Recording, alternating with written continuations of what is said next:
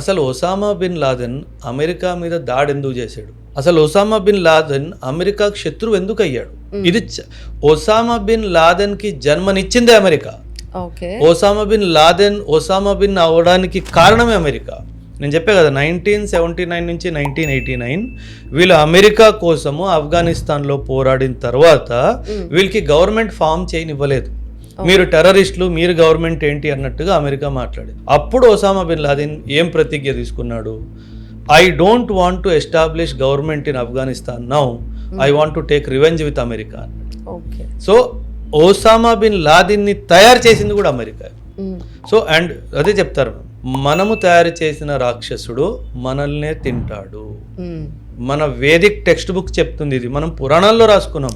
నువ్వు ఒక రాక్షసుడిని తయారు చేస్తే ఖచ్చితంగా ఏదో విధంగా ఆ రాక్షసుడు నిన్నే తింటాడు. సో ఖచ్చితంగా ఒసామా బిన్ లాదెన్ని తయారు చేసింది అమెరికా, అమెరికాని కొట్టింది ఒసామా. సో అక్కడ మన బుక్స్లో ఏదైతే మనము 1000 సంవత్సరాల ముందు రాసుకున్నామో అది మళ్ళీ నిరూపించబడింది.